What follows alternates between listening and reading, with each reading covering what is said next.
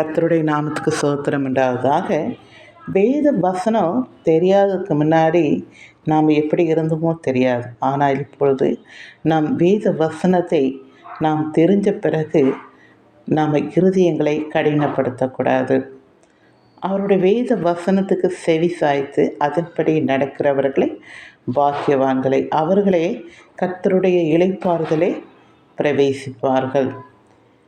தன்னுடைய இருதயத்தை கடினப்படுத்தி அப்புறம் பார்த்துக்கலாம், அப்புறம் தெரிஞ்சுக்கலாம், அப்புறம் இன்னும் நல்லா தெரிஞ்சுக்கலாம், அதுக்கு பிறகு அவருடைய வழியில் நடக்கலாம், இப்போதைக்கு நம்ம உலகப்பிரமாண காரியத்தில் நாம் நடக்கலாம் என்று உங்கள் மனப்போன போக்கிலே நீங்கள் போவீர்கள் என்றால் அந்த பரிதாபம். எப்போ மரணம் வரும் நீங்கள் நினைப்பீங்க, வயசானவரும் பார்த்துக்கலாம், இப்போதைக்கு நம்ம உலகப்பிரமாண காரியங்களை நாம் நடக்கலாம் என்று நீங்கள் நினைப்பீர்கள். ஆனால் அந்த பரிதாபம் எந்த வயசில் எப்போ மரணம் வரும்னே தெரியாது. அதனால் நீங்கள் நாளை கடத்தாமல், இருதயத்தை கடினப்படுத்தாமல், அவருக்கு பயந்து அவருடைய வேத வசனத்துக்கு கீழ்ப்படிந்து அவருடைய வழியிலே நடங்க. அவங்களை வாக்கியவான்கள் என்று சொல்லப்பட்டிருக்கிறது.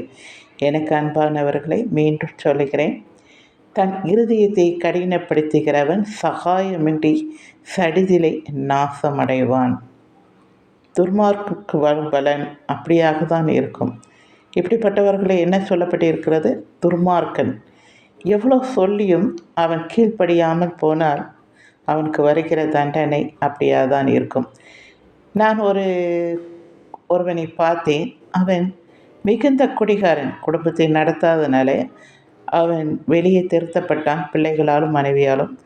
அவன் வெளியே சாப்பாடு இல்லாமல் ரோட்டில் ஏதோ ஒன்று ஓட்டிட்டு எதையோ ஒன்று அதில் சாப்பிடாம தன் குடும்பத்தை கவனிக்காமல் ஏதோ குடிச்சு கொண்டு லாஸ்ட்டில் உறவினர்களும் அவனை ஏற்றுக்கொள்ளாதனால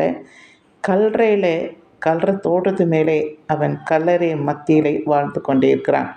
அப்படி ஒரு சூழ்நிலை, மழை, வெயில், குளிர், எல்லாம் பூச்சிக்கடி, கல்ற தோட்டம் எப்படி இருக்கும்? அப்படியெல்லாம் இருந்தும் அவன் தன்னுடைய குற்றங்களை உணரலை. நாம் இப்படி பாவம் செய்தனால்தான் இந்த இடத்துல இருக்கும் என்று தோணாமல் மனம் போன போக்கில் நம்ம வாழ்கிற வரைக்கும் நல்லா இருக்கணும், உலகத்தில் ஜாலியாக என்ஜாய் பண்ணணும் அப்படின்னு நினச்சா அந்த பரிதாபம். நீங்கள் பூமியிலையும் அந்த பரிதாபம், மரணத்துக்கு பிறகும் அந்த பரிதாபம். மனம் திரும்புங்கள், பரலோக ராஜ்யம் சமீபமாக இருக்கிறது. நன்றி.